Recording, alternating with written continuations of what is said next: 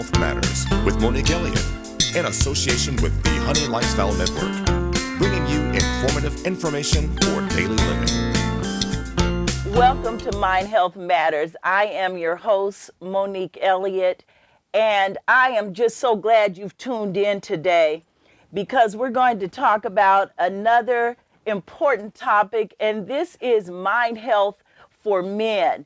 You know, oftentimes we focus on the ladies, on women, and it's important, our self-care, absolutely. But our men are oftentimes silent when it comes to how they're feeling, how they're doing emotionally and mentally. And so that's something we want to check in on today. You know, I like to start with a couple of myths that we have. One of those myths is that men don't have the same anxiety or depression or situations emotionally that women do. And we know that that's a myth, and we're going to explore that, okay? Another myth is that men should keep all their emotions to themselves. They shouldn't really share that. That shows signs of weakness. And we're going to explore that today because we know that that is also a myth. It is not true that we actually do need to share with each other, especially our men in a community, okay? And share their emotions, their feelings, because it can often turn to anger. Many times that sadness or pain is exhibited in anger.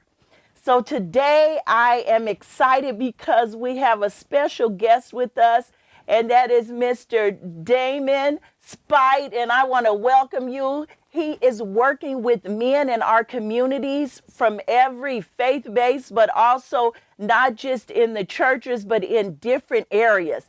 And so, Damon, welcome. Thank you, Sister Monique. I'm glad to be here. All right, I appreciate you. Yes, thank you for being here. And we're going to explore, you know, I can meet with men and talk to them about situations, but I'm telling you now, I'm not a man, and so I can't think like a man. You know, I know there's a book out, but I can't think like a man.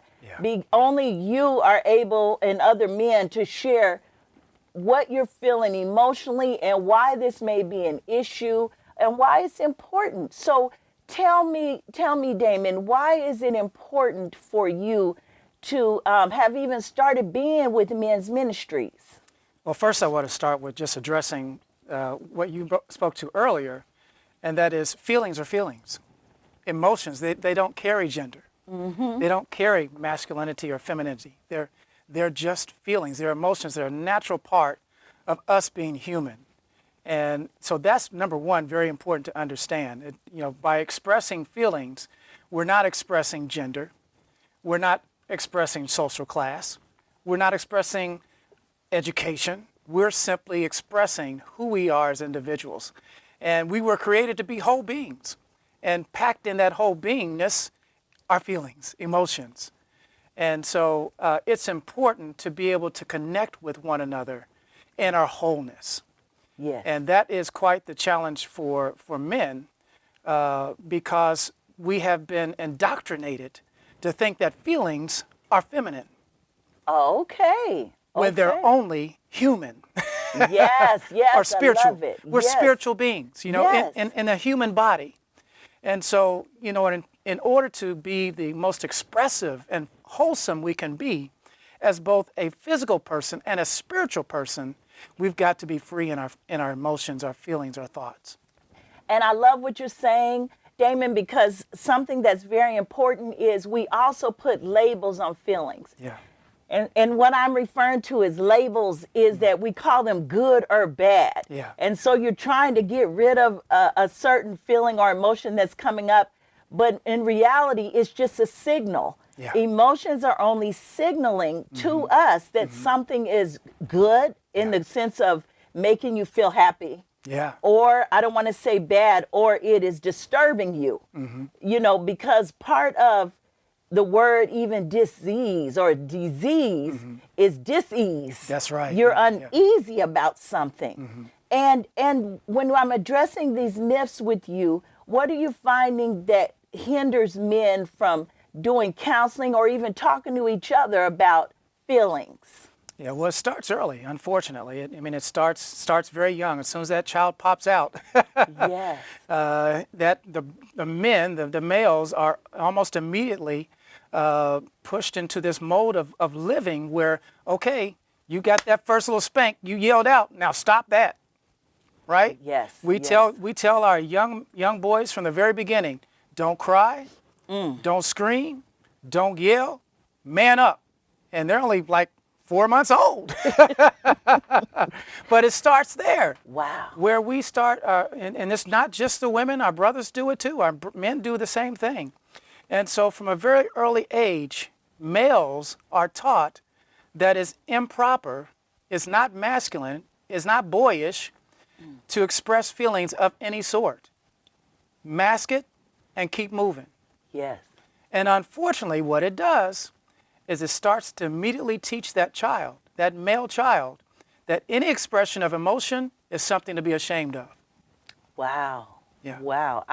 I'm learning some things. I appreciate that. Yeah. Another thing that I have found is that with that, there are two emotions that are expressed the most in men when expressed. Yeah, yeah. And that is acceptable anger. Oh, you can be mad. You can be angry because that shows you're tough. Yeah. Or laughter. And beyond that, you don't say anything. Yeah, yeah. And that's part of this construct that we've allowed to persist for all these many years, billions of years, some would argue. And so when we think about that, how long this is embedded into who we are as males, we have a long journey to reverse these cycles.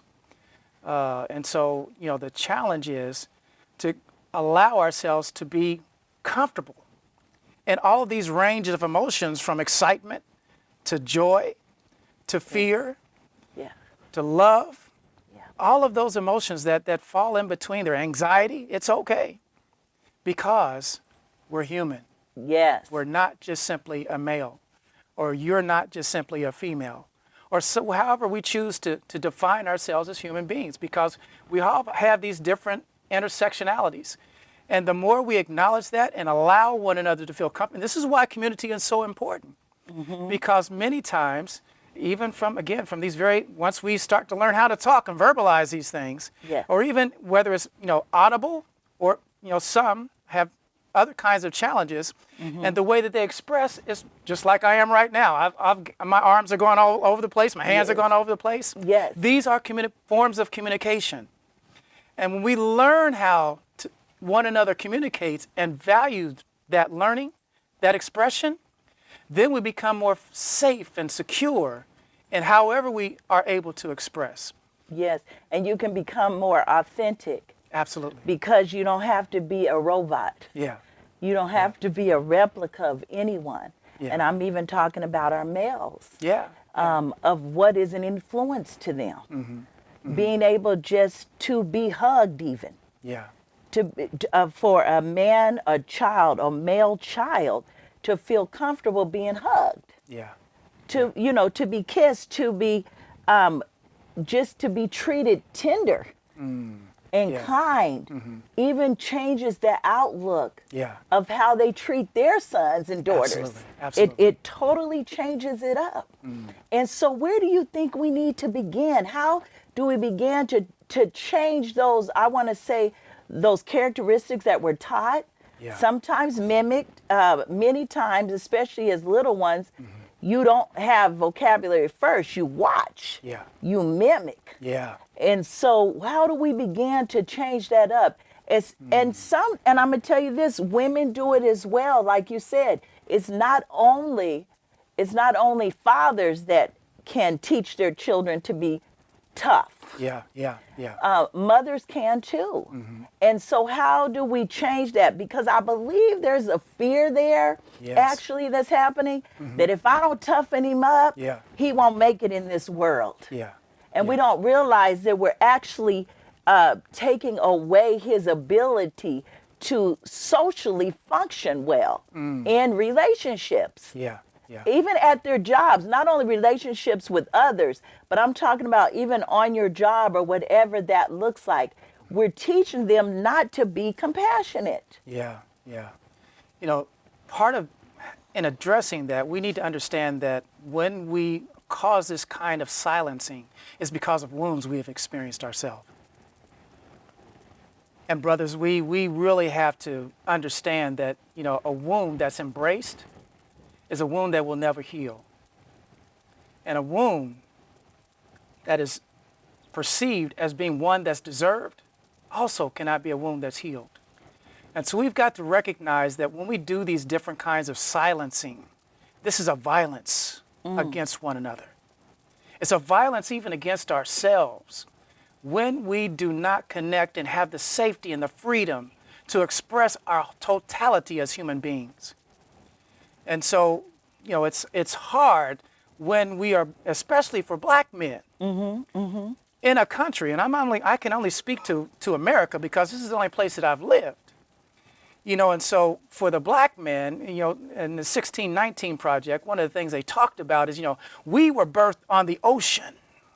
Wow. And we were both birthed in the soil. You know, so we came into this place dealing with oppression, not a natural environment. Right.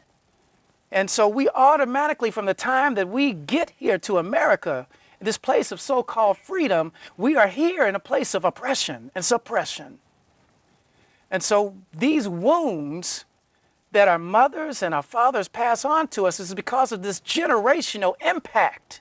Yes, and we were also taught to be silent, Yes.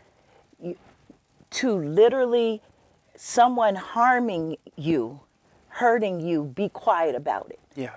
be silent. Yeah. Yeah. So the silence is taught, and now it is time that we reverse that and give people permission, Yeah. give our women and men permission to speak their pain Yeah. Yeah. and to speak so that they can begin to be healed. Yeah. Yeah. What we're striving for, should be striving for every day is to be whole. The more whole we are as individuals, then the more whole our families will be. The more whole our communities will be. The more whole our workplaces will be, our places of education. Yes. And so we have to be, again, create these environments. But it starts with this. We have to first acknowledge. We can't change anything that goes unacknowledged. Yes. And, you know, we have to take ownership. All of us have to take ownership in this. Yes. And once we've got the ownership, then we can begin to make the changes that are really essential. But if we don't own the fact that I'm responsible, whether male or female or whatever's in between, we cannot make the kinds of positive change, break these cycles, generational cycles. Right. And many would argue generational curses. Yes. And so once we take the ownership, again, if I am feeling wounded, Okay. my first reaction most of the time is to blame someone else. You better say that. When the reality is, I also have some locus of control. I have something within me that I'm able to control, and that's my emotions. To own my emotions in that moment. And we as parents, whether we're biological parents, foster parents, adoptive parents, social community parents, we have a responsibility again to raise one another. The village. One another, the village, as a whole village, Right. a spiritual village. And when we connect with the Spirit is always about freedom. Yes. It's always about evolution. Filling, just like water, Spirit fills those empty spaces. Right. And we allow those empty spaces to be filled, then there's that security, then there's that safety. There's a comfort, there's that trust. And so we have to allow ourselves to create these spaces by owning that whatever I'm feeling in that moment, the charge that's given to me is to be true to me in that moment.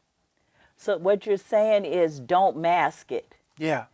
If it's truly upsetting you, if it's truly hurting you, speak it. And Yes. now we have to be real and understand too that all of us at certain times of our lives are in different situations. Yeah. So what that looks like is if someone is being abused, if someone is being harmed, they may be at an age where they were not able to get rescued or be able to speak. But as you get older and you realize that that is a wound that has happened, we must take it upon ourselves to go seek help. Absolutely. We cannot keep saying, well, my parent was this way or my teacher was this way or someone. We must at a certain age be okay with accountability is what I'm hearing. Yeah. And say, you know what? I wasn't able to get the healing I needed when I was younger, but I can now. Yeah. And so we then have the power to change what is coming out of us is what I'm hearing. Yeah. Yeah. We need to live like the scripture says. I'm a Bible believing guy. Yes, yes. And the scripture says we ought to examine ourselves, right? We are afraid to examine ourselves. And we cannot get to a point of healing and owning the wounds that we have until we examine ourselves. And that's a fearful thing. And so what I mean by this, when we're raising our young men, there are certain things that we're doing because of wounds we experienced in our childhood. Right. Or we experienced in a relationship. And so we're trying to navigate this thing through this place of fear and shame. We're never really getting down to what is it inside of me that is causing this violence. Really, it's as much against them as it is against self. Right. Right. And so I'm really drilling down on this because, again, this matter of ownership and accountability is the heart and soul of being able to make the changes we need to see in terms of mental health and really being a true community. True community, when we say, I see you, Yes. I see you. Yes. That means good and bad. Absolutely. The good and bad, meaning the behaviors that I may not like, Yeah. but I still see you as a human being, as a person worthy Yeah. of love, Yeah. as a person worthy of being cared for. I find too that in many of our men that have been wounded, because they're only able to truly express, not everyone, but many times, anger. That anger can come out in so many ways. And I love what you said, it can also come out against the self. Yeah. When I'm working with different individuals, I am finding that someone may say, I would never harm myself. They will tell me, I will never harm myself, meaning I would never take my own life, but they do high risk behaviors. Yeah. Yeah. So that means they're around people that are doing violent things, or they put themselves in situations where they could easily be harmed. You are still manifesting pain outwardly Yeah. from whatever shame or hurt is happening inwardly. Yeah. In other words, you are still not truly caring about being here Yeah. or that you deserve love. Yeah. And, so what you're speaking to is a poverty mindset, a deficit mental model. When we must, a part of this change that we need to work toward is viewing one another from an asset Yes. model, Okay. now. mentality. Meaning that you always bring something to this situation that is of such value that I need to treasure that. I need to find something within myself, because if I don't treasure that asset that's in you, that means I'm not treasuring something in myself, and I'm creating violence against both of us Okay. instantaneously.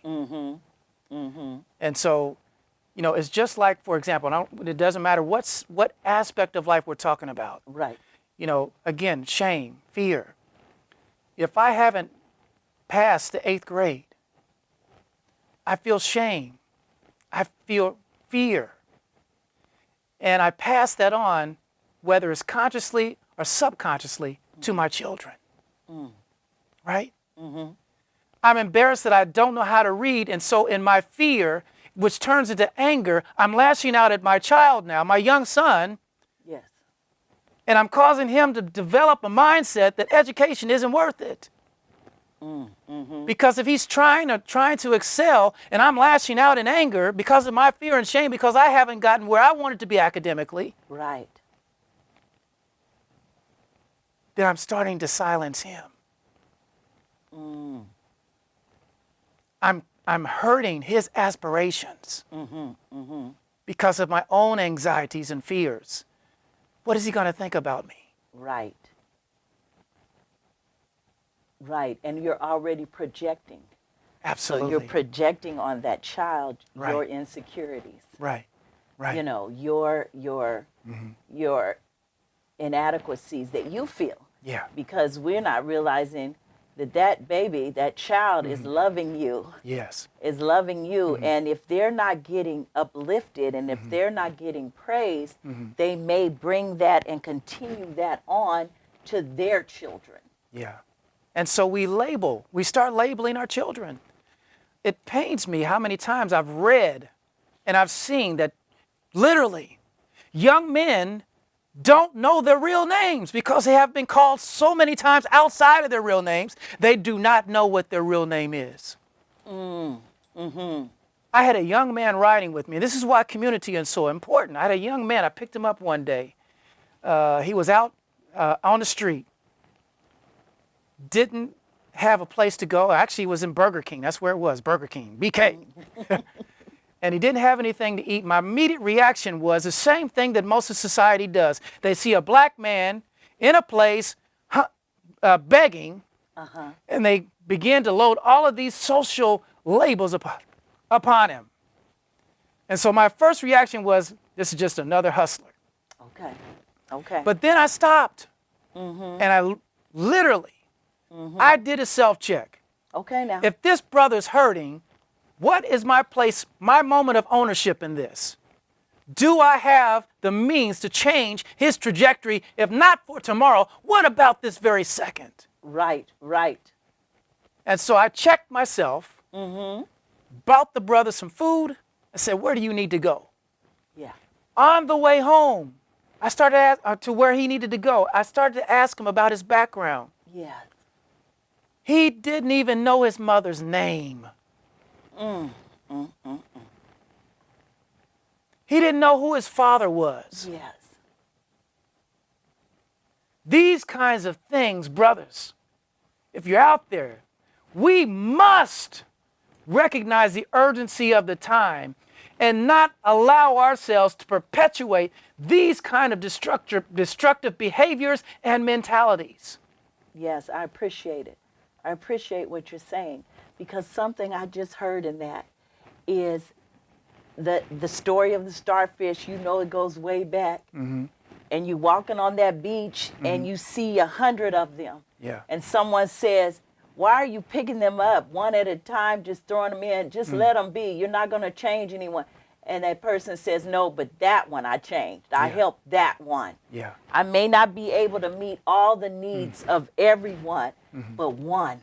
Yeah. I can make a difference to one. Yeah. And we don't realize how that one person has a ripple effect like water, a ripple effect when you throw in a stone, right? Yeah. It goes all the way out. So you could, and I could, and we all could be reaching out to somebody, just one person, but you don't know the magnitude and power of what your touch of talking to that person, or just even taking time to give them a meal, will change them for the rest of their lives and for others that they touch. Yeah. Yeah. And that's the power of community. Again, this is the power of the village. The village says, look, if you're hurting, I'm hurting. Yes. And both of us need to get whole. What does it take to get there? What kind of sacrifice do we both need to make in this moment in order for us to leave this moment feeling as whole as we can? And, you know, in David Murrell's book called The Map, he talks about the 3 different journeys that men must go on. He says, number 1, we start with submission. The last thing a brother wants to hear. But listen, brothers, we cannot get to the place of strength unless we first understand the power and the authority that comes through us through submission. That doesn't, there cannot be strength in the absence of submission. And what do you mean by that? So what I mean by that, in order for us to experience strength, we have to acknowledge weakness, Okay. right? Yes, and we all have them. We all have them. And what is the second one? The second one is strength, Okay. right? We all have to yield to something. Yeah. That's the submission piece. Yes. It's a recognition that I cannot get through this by myself, but we raise our men to think that you are to do this alone. Yes. When brothers need to have community, especially black men. Sorry, I'm getting hype here, but That's all right. We like that. We have got to have community. In fact, when you look at some of the research says, especially for black men, they will not just simply survive, but they will thrive best when in the community of brothers. Right. Because we actually come from community. Yes. That is naturally within us to have Yeah. community. Yeah. And we need it around us. Yeah. Good community. Now, I'm going to tell you this. We do gravitate. Many of us do gravitate, but it's not always to that which is healthy for us, right? Right. And so I just want to thank you for coming on. I just appreciate, I appreciate it. I'm all in this conversation. And I want to invite you back at another time. And this seems like something we need to explore even more. Yeah, We truly absolutely. do. We truly Absolutely. do. Listen, audience, it's time for us to change some patterns. It's time for us to do better. You know, and they say when you know better, you do better. And so I believe that, yes, we've learned some habits that are not healthy, but I also believe that we can make it change. We can do something about it.